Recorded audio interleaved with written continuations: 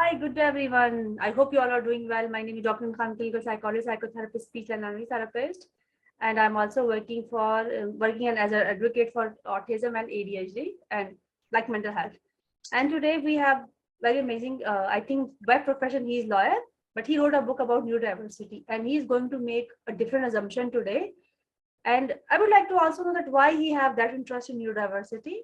Thank you so much, Sam, for coming to us today and giving us time. How are you?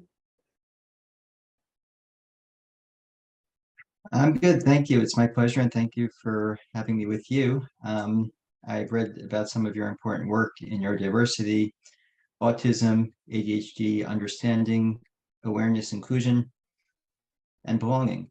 And my own interest happens to be both personal and professional. I'm a law professor, and I've advocated over the years for disability rights and inclusion generally, and specifically focusing on autism and neurodiversity.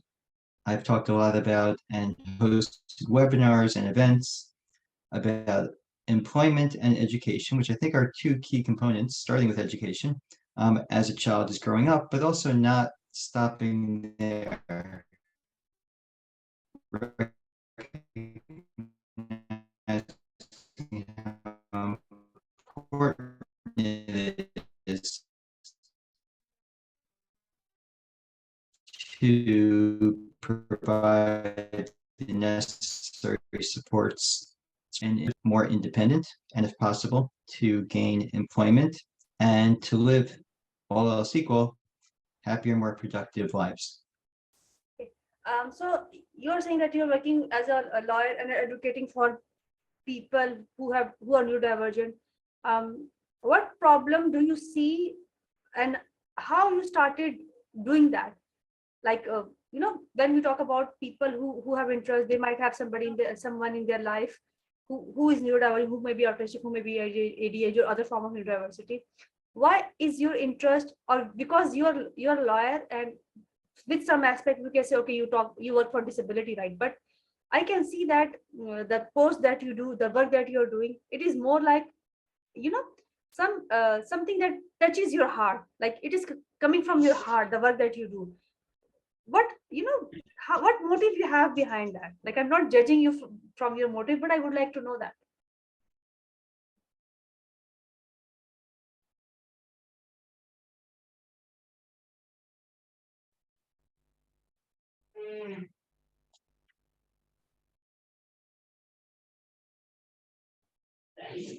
I'm not sure about the connection, but I think you were asking about my personal interests, and I know a number of people who have been diagnosed or without a formal diagnosis share many of the qualities and seem to be on the autism spectrum or have ADHD and various other realities and differences. And as a society, that's something we have to overcome. That's something that we as a society have to correct and have to appreciate and understand differences among individuals and to provide as a whole and on the individual level. The necessary in Hebrew based on the Jewish pronunciation, and I understand that you are familiar with the story of Yosef, I suppose. And as part of my own background, my own studies, I recognized some of the fascinating aspects of this and my research with our contemporary understandings of an individual on the autism spectrum. And with that understanding, um, really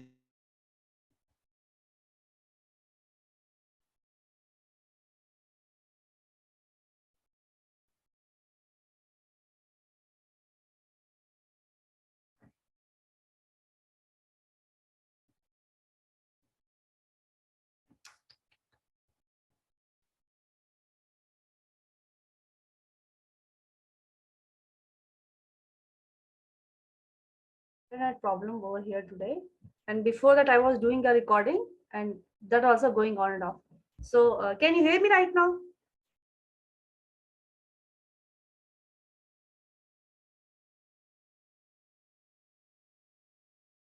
Okay. Not Okay. So you're talking about your interest that you're a lawyer and you just wrote a book about, and you were giving the context of maybe some old ancient concept of Hebrew and everything like that. You also mentioned the story of Joseph also. I would like to know that how you have that interest and being a lawyer, because law is something you have to work on different aspect. I don't have this idea that how you have interest in maybe religion side, or maybe old thing. You could say that like something is coming from, because we understand that they have a long lineage of a lot of things over there. How you came to get this understanding, or how you make that assumption and you wrote a book about that?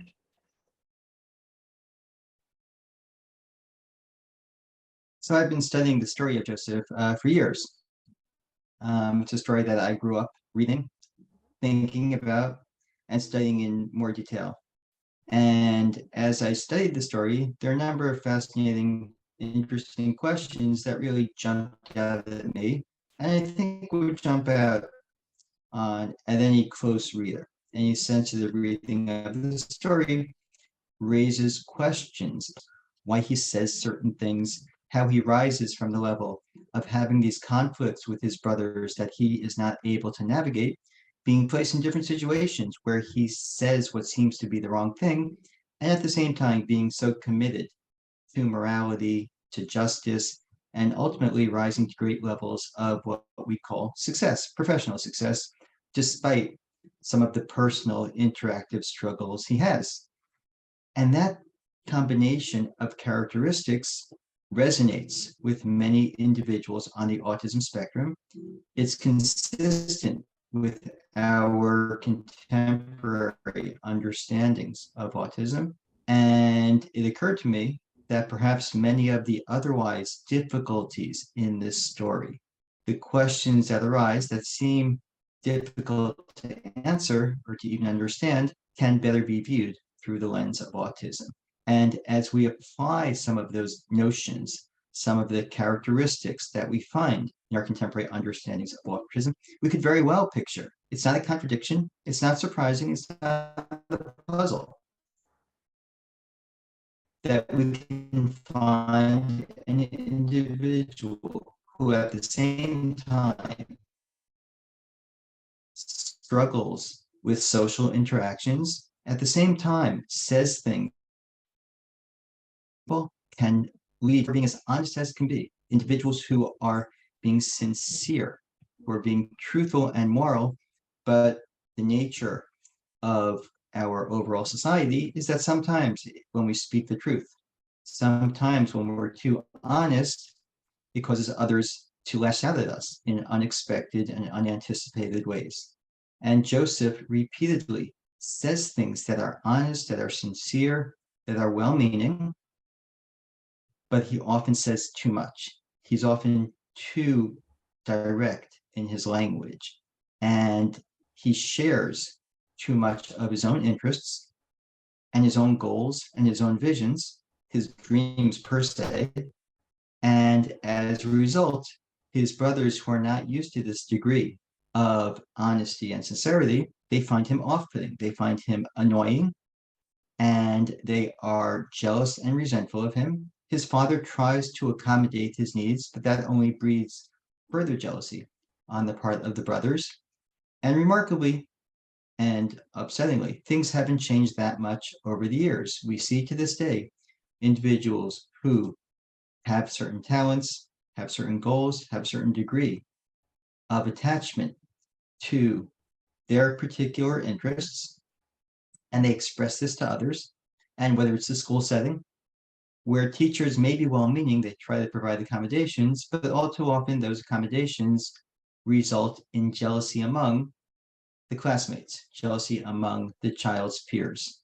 So ultimately, moving ahead in this story, Joseph ultimately, through his honesty. Through his demonstration of his talents, he's remarkably talented at interpreting dreams, and his talent, his skill, his particular interest, and this is again common among individuals on the autism spectrum, have a real particular interest that, in a sense, overtakes their attention to other details. And Joseph has this interest in his own dreams and in the dreams of others that he displays over and over. And ultimately, he's able to interpret Pharaoh's dreams in a way that no one else is able to do so. And as a result, Pharaoh provides the supports, the accommodations. Not that Pharaoh's a kind person. Everything we know about him and the different pharaohs in Yeah, the exactly. Bible Yeah, are rather self-interested, yeah. to say the least.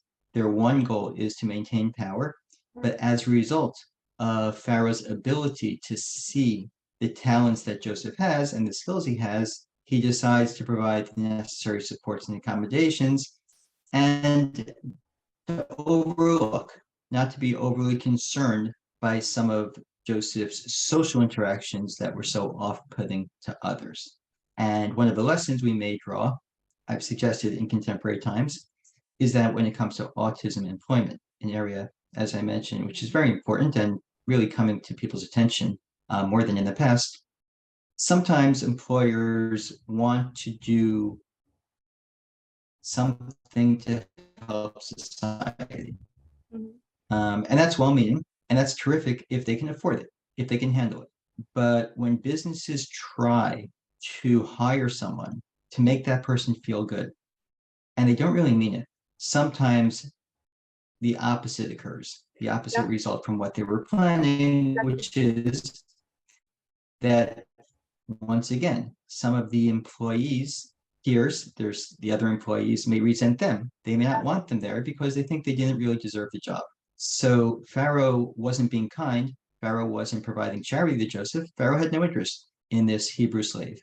What Mm. Pharaoh was interested in was the success of the Egyptian empire.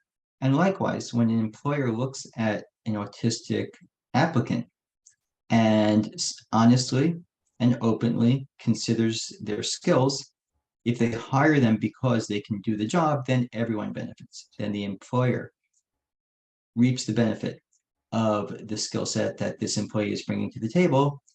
The employee feels the sense of pride and belonging because they know they were hired not as a form of charity, not as a favor to someone, but they're hired because they earned and deserved the job. Mhm. And the employees, the other employees, will be happy as well. They'll be satisfied with another employee who is doing, performing their job description the way it can benefit everyone. So, with that different mindset, with that different approach to appreciating and understanding each individual's both strengths and weaknesses, each individual's success and challenges, hopefully, as a society, we can better understand and appreciate and include individuals on the autism spectrum and other neurodivergent individuals. Mhm. Okay. One thing that is intriguing for me over here too, because if you look toward the personality of the Joseph, it's not just about the dream; it's about the hard work that he was doing, and the other thing was management skill, because he was at the his skill was more like not just dream interpretation when he was in when he got the job from the Pharaoh.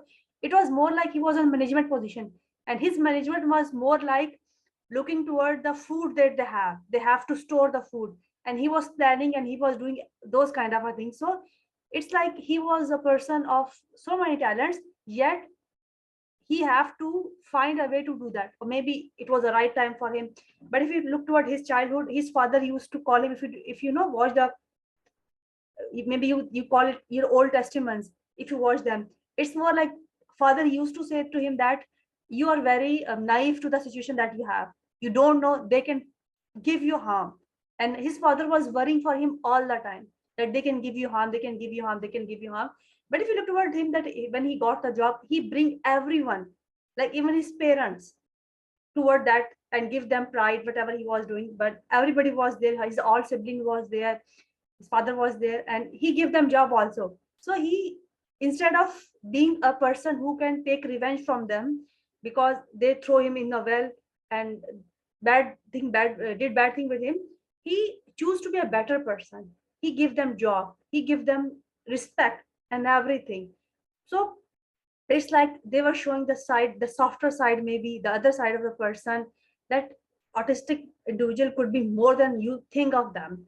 And uh, there was a lot of jealousy when he was working. Like people were saying that we are more educated because he's a person, maybe a person of came from different background, from different ethnicity, maybe because he was kind of he bring to that uh, castle as a servant. What if, again, if I look toward the assumption that over here you make, it is kind of very intriguing for me yet, that it is not easy to find those things actually. Like in history, you look back and you start doing searching something in history. Even then, that is interesting assumption, that how you came to and you write a book on that too, doing that assumptions, and what make you uh, go toward that, to feel that, and to let other people understand that it was always there. Because before you, I was having an interview, I was talking to that person, and we said that autism was always there. It's not just came out of the blue. Like before that, even day before yesterday, we were having that discussion, and we knew that before autism, it was even not Asperger, it was childhood schizophrenia. People used to call it like that. And after that, with the passage of time, things have changed. Right. Things Mhm. were always there, but I think that's a great question. That's a great question. I think it grows out of the tradition, certainly the Jewish tradition, in terms of reading the Bible, reading the Torah, and the understanding that although these are stories that happened thousands of years ago, the lessons that they teach us are eternal, that the lessons that they teach us are not left in the past.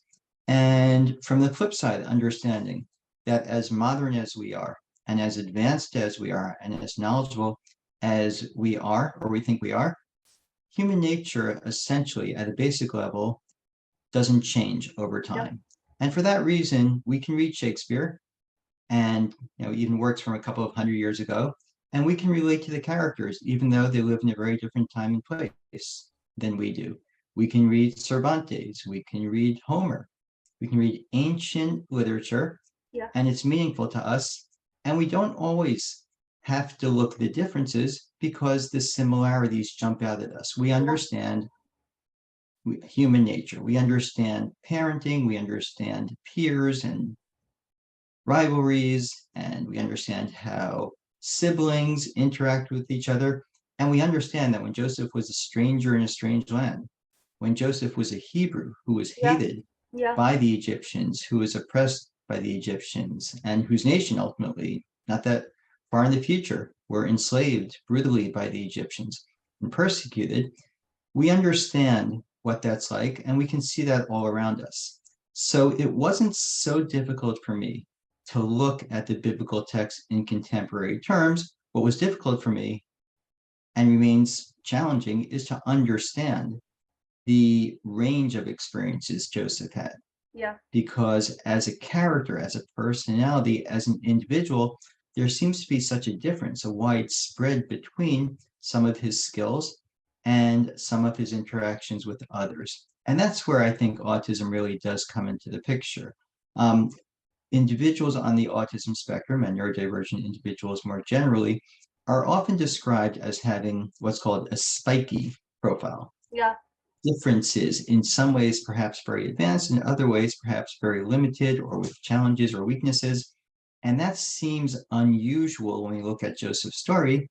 But if we do understand the character of Joseph through the autism spectrum, then I think we do better understand how it can be that someone at the same time, as you said, may seem to say what sounds like the wrong thing. But yeah, if you look more closely, what they're saying is actually correct. yeah, They're just expressing it in a way that society deems to be incorrect. That what they're doing, and as you said, he has no interest in harming other people. If anything, he does seem to have that naivete, as you described it. He seems to be naive about the dangers that others are imposing on him, whether it's his brothers or whether it's the wife of Potiphar or others who may have resentment toward him, who may be jealous of him, as you said, or, when he's appointed by Pharaoh, Yeah, the Egyptians aren't particularly happy, right? All of Pharaoh's servants are wondering, who is this person? Who is this Hebrew slave who is now usurping what we consider to be our right place yeah, as Pharaoh's trusted servant? So it really took a lot of understanding on the part of others who recognized his talents. And again, not necessarily because they were well meaning.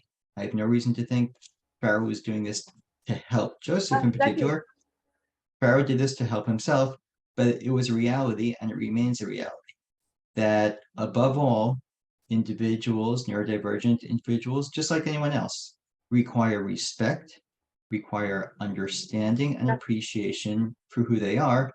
And with that, empathy on the part of society, understanding and appreciation, there's more of a potential for integration, for success, and for belonging. yeah. And I belong to a Muslim background, and I have interest in, because I have read a lot of literature. I have read a lot of religion, and I was always, because I always think that there's a lot of missing the thing that we came to us. I'm not talking about the book that we have, the Holy Quran that we have. I'm talking about the texts that come to us. Maybe books in any form. Maybe it's time we need to more about those things.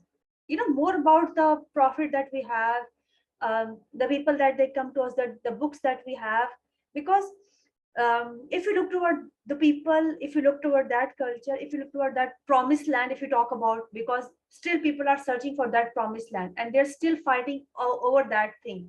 That fighting is not over yet. You know this already, that this fighting is still going on, and this fighting came from that time, like it came from Joseph time period, and it's still.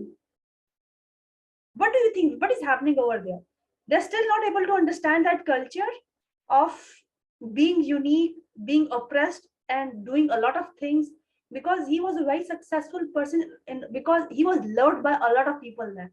He was kind, he was loved, he was serving justice, he was giving, even if you look toward the cup that he had, it was one cup for everyone, maybe, it was how many people is in the family, and it will serve according to that. And like, you have to come with line, and you need to give the proper information.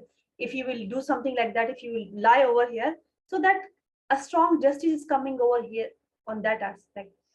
Even then, do you think that a lot of things are missing over there, and the promised land, whatever it is, like, I don't want to be this to be a controversial thing, because that is not my place to talk about those things. I'm not a religious scholars, but I have read a lot of text. I have that interest in history, in religion. uh, I'm a therapist by myself, and so many things are there, but still, uh, the things that we did make sense. Actually, we cannot say that it is not, it didn't happen. We cannot deny the existence of those things. What do you think? Well, in terms of the history, and your point is well taken in terms of the information, we're looking at a text that's thousands of years old. What I found fascinating in my study, and if you look at my book, although I base my overall analysis on the text itself alone, I think the text does support a reading of Understanding Joseph on the Autism Spectrum.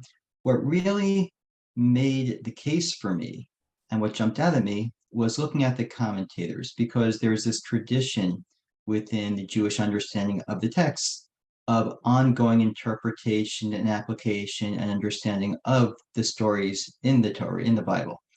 And as you mentioned, this wasn't called autism Yeah, thousands of years ago. We didn't even call this autism 100 years ago. And we had a very different view of autism even a couple of decades ago, if not even more recently. But commentators throughout the generations and throughout the world, through thousands of years, going back to Talmudic times, literally ancient times, to medieval times, and different parts all over the world. Commentators, scholars who lived in 15th century Spain, scholars who lived in the land of Israel thousands of years ago or in more recent times, scholars who lived throughout different parts of Europe, scholars who live in the United States. In viewing the story of Joseph, they certainly did not use the term autism. They couldn't have used the term autism, but they described an individual who had that degree of purity, that degree of, as you said, kind of naivete, that degree of a commitment to justice and to truth, an individual who, as they observe, also often says things Mhm. that seem puzzling, that seem upsetting to people around them, even though what they're saying makes a lot of sense, even though what they're saying is eminently true. The problem lies with the way Joseph communicates to others, and the problem lies in the way that they perceive and react to him. And without ascribing any fault, if there is any fault, I'd have to say it would be with the brothers who isolate and marginalize Joseph. But looking beyond trying to find fault, because that wasn't Joseph's goal either.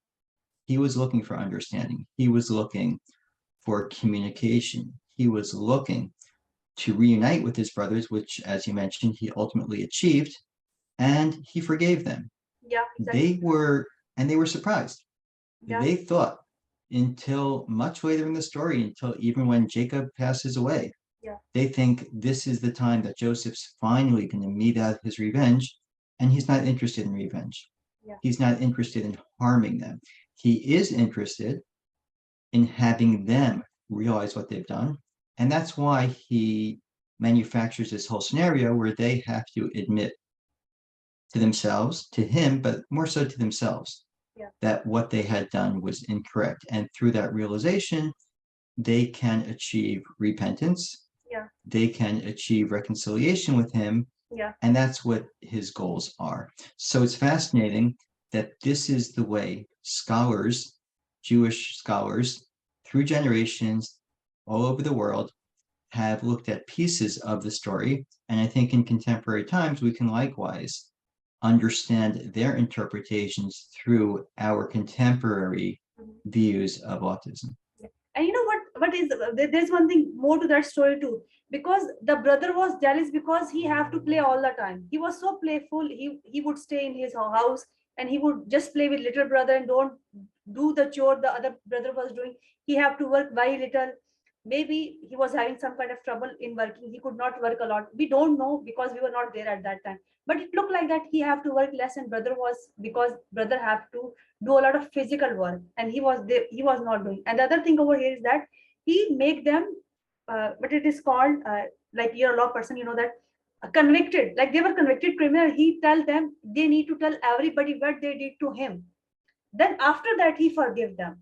Isn't that the part of that story also? Because the brother tell everything to everyone that this is that we did, and after that he forgive them.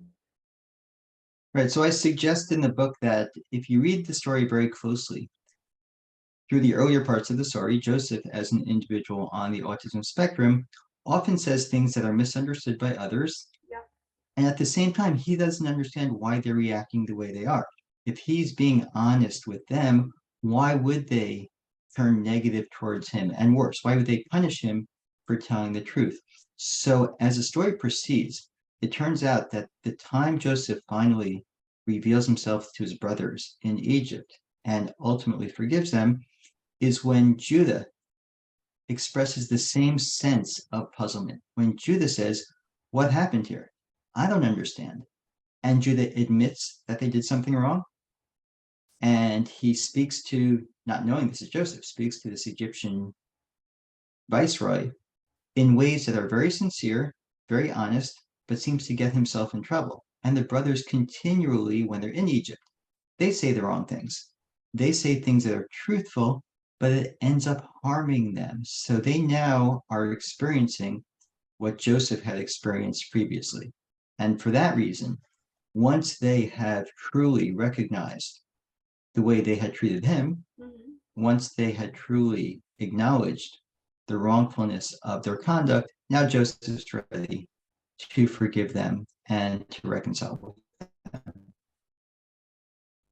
And you know, there's one other thing to that story too, which I would like to mention over here too, that he give the same amount of food which he give to other people. Like he did not favor his family over here. It was same for his family too. So I think that is also maybe the thing that we are talking about continuously in this discussion, that the justice is there, morality is there. People even say that, okay, they can lie to, yes, they lie. It's not like autistic people, autistic individual cannot lie. Yes, they lie. Sometimes they want to, they are obsessed too. It's because at the end of the day, we all are human beings. It's not that we cannot do what other people are not doing. We did not come from a planet. We did not come from Mars. We live here. We grow here. And uh, masking is there always.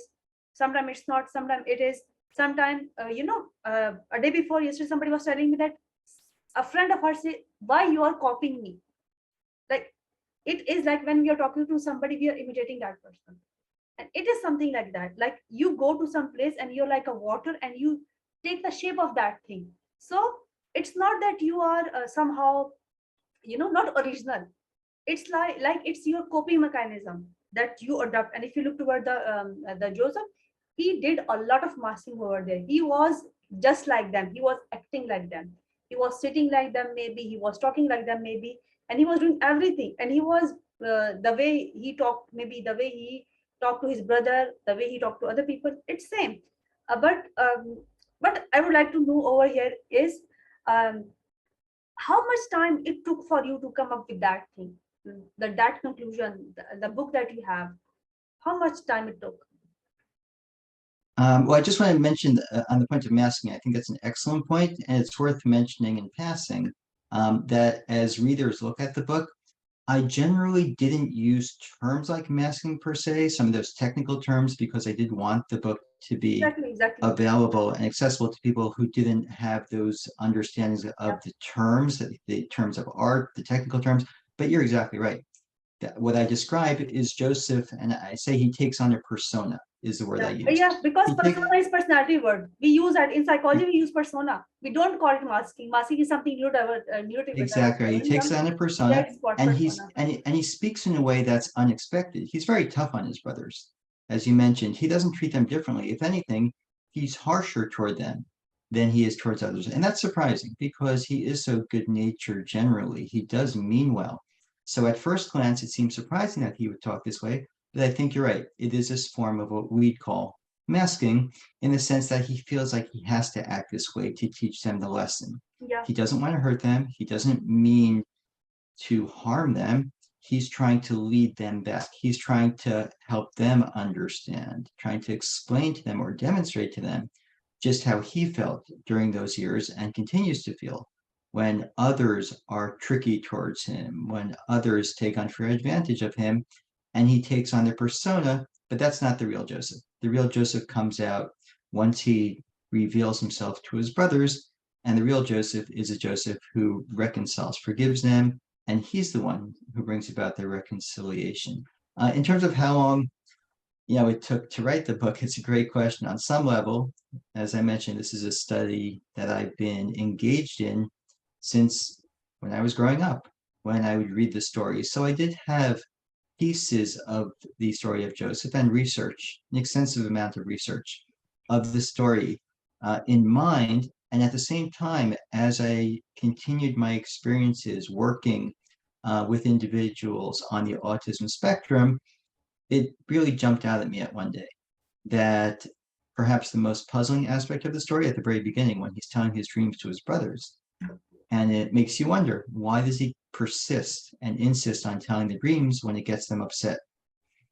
And I think it jumps out at the sensitive reader who's familiar with autism that it's not surprising, or at least it's something we do encounter fairly often when someone who is autistic has something to say that they consider to be important, yeah, even if the listeners don't want to hear what they have to say, yeah, and even if the listeners have expressed that they don't want the person to keep talking about this topic, if it's so important to them, and especially if they think it's for their good. yeah, Joseph believes that's important for the brothers to hear what he has to say. And for that reason, he doesn't hold back. For yeah, that reason, he says something that ends up coming back to harm him. And I think it was that thought that first occurred to me. And then as I continued to look through the story through that lens, and I continued to conduct further research, as I mentioned, drawing upon the commentators from thousands of years of history, it seemed to me that one theory after another, one explanation after another can be seen as consistent. It's not the only explanation, and there are many, many ways to interpret biblical texts. There are many, many ways to interpret different great literature over the years. And again, part of the Jewish tradition is that there are endless meanings and lessons Yeah. and interpretations from the divine biblical text. But it seemed to me that one of these ways of interpreting this story, and a way that pieces together many of the different aspects of Joseph's personality and his interactions with others, and the way he's understood and viewed through commentators, is very much through the lens of autism and neurodiversity. There's something over here too, because you were just talking about why he keep on talking about his dream, because he used to have a lot of nightmares also, and nightmares are warning, and nightmares were like you wake up from a bad dream, and he used to tell that dream to his father, and his father was saying, okay, these are warning, this is going to happen and this is going to happen. And when, if we talk about autistic community, autistic and neurodivergent community or neurodivergent individual, if there is a harm, something is coming to family, something is coming toward their family members, their siblings, their family, they are too much worried for them, because their nervous system is more like fight, flight, freeze, and fawn response. So they have to do something. They took, it's like they're responsible for making peace, or their whole being is over there. You could say that the whole being is challenged over there. The humanity is challenged over there, because for them, what they are, they're everywhere. They're not inside, it's outside. So they have a very small world around them, because he was not going outside the house. Maybe if he was going very little. So for him, his world was very limited, and he was to keep them safe. And if you talk about autism, it's about the order, that this should happen, this should happen, this should happen. If it's not happening, I should make some amends before it get wrong, something get wrong, or some emergency emerge. So I think that was the part of the story. If I'm making over sense over here, or getting the idea, maybe that's was the reason that he was saying this, telling I his. think that's an interesting And that's thought the because thing we of do. special interest too. Over here, special interest also come. If you have special interest, and if you're autistic, you want to talk about that all the time, like endlessly. I have seen thousand, maybe 9:30. Somebody was telling me about her child. There was a woman, she was telling me her child has 9:30 dinosaurs. Right. We have seen somebody have 1,000 cars in their room. So it's about special interest. It's about danger. So there are so many things going on over here. But that's an excellent point. And I do think it is that kind of special interest, that focus, which can be very effective and can be very productive. And it's important not to stereotype. It's important not to overgeneralize.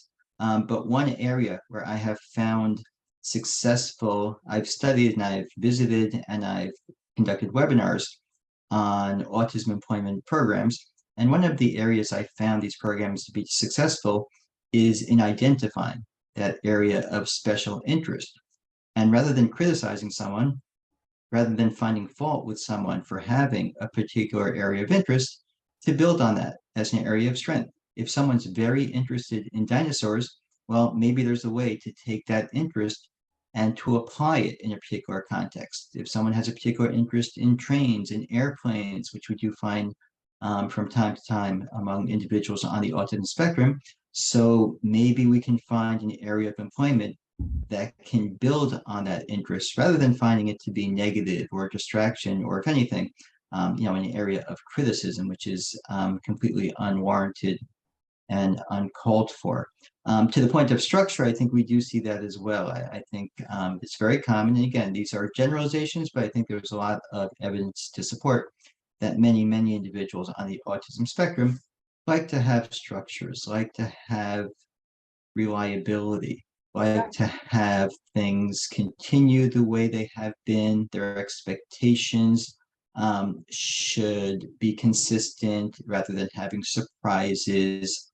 That's sometimes called inflexible. Again, not as a moral judgment, but as a description of being more comfortable when these structures remain consistent and stable. And I think you find in the story that Joseph continues to look for that structure. He's trying to find a way to fit in, whether it's with his brothers or whether it's with, of all things, the wife of Potiphar. And part of what happens is he continues going to work, even though she has her insidious plans.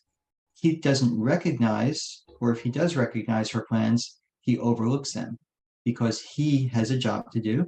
Yeah. And as he tells her, he's going to be faithful to that job. He wants to maintain those structures and he's not going to let that go. He's not going to move on to something else or resist or deny what he's been told properly to do.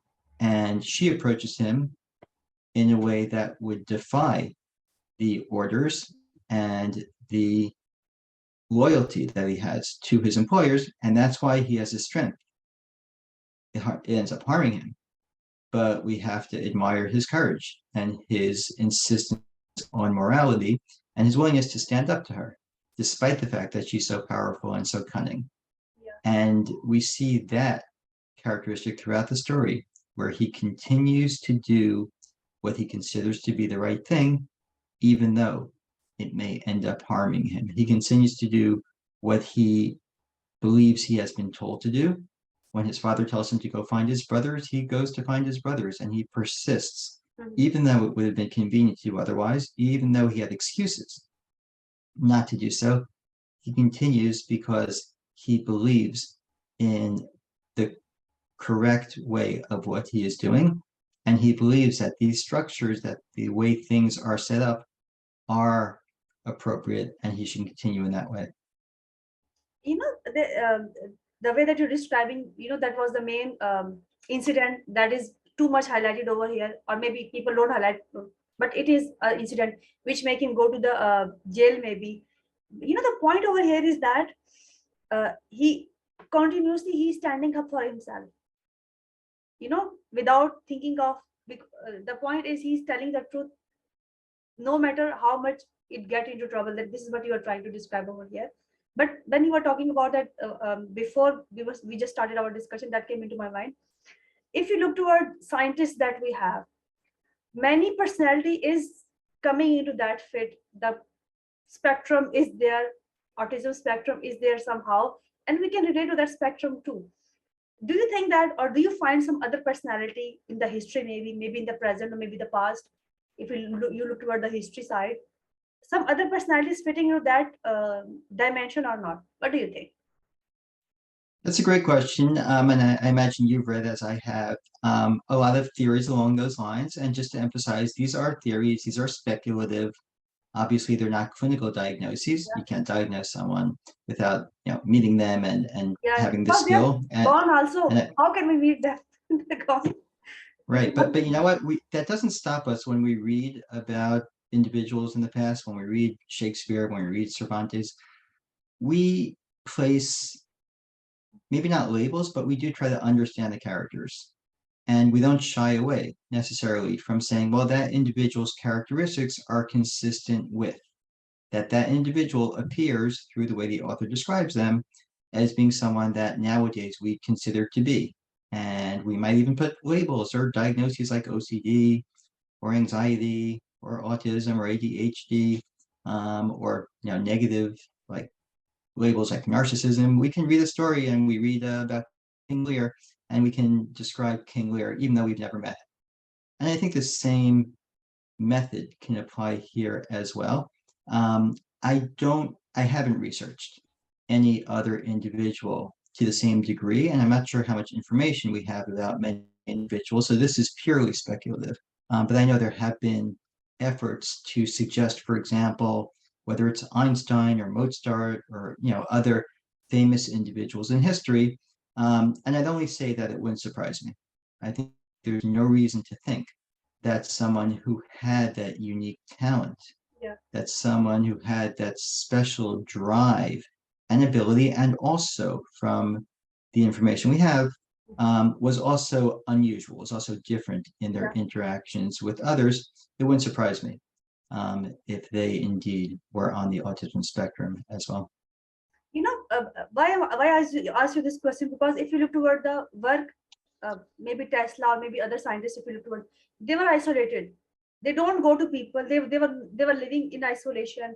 And there are many scientists who leave the place and they went to some other place, maybe 1 year or 2 year, and they put themselves.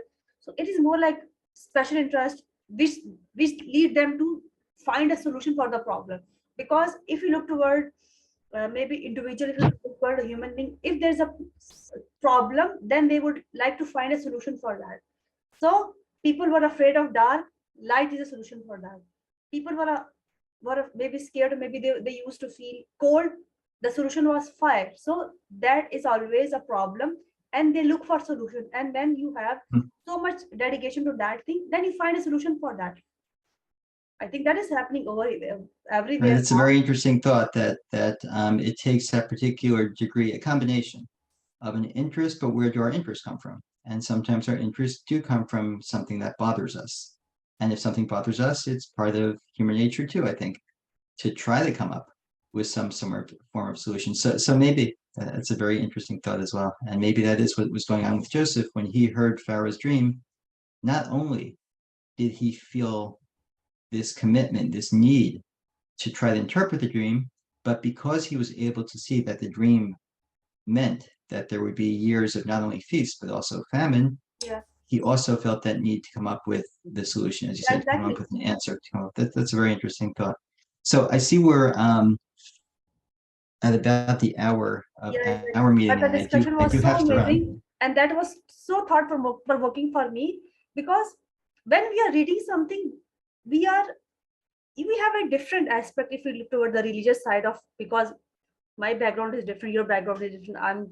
I am Muslim. Our way of looking toward things are different.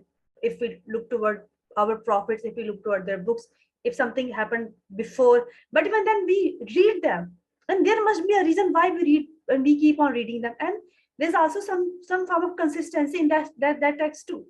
Like it is so well written that you cannot change something, and one sentence is there which have a whole history behind one sentence. So it's not just something random thoughts, it's always history behind that. And that wisdom came from experiences, came from years of experiences. But I would say that thank you so much for the discussion that we have. That was very, thought for provoking for me. It's like a soul food for me when I have those, maybe different discussion, difficult discussion.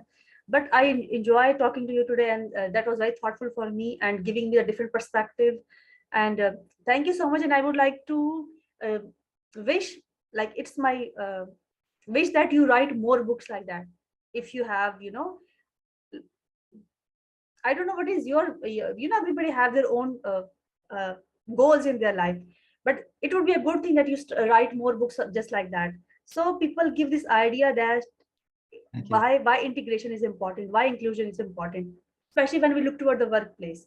And how the if we start looking toward neurodiversity in different perspective, it is going to help a lot of people, because it was always there. It's not a new thing, it was always there.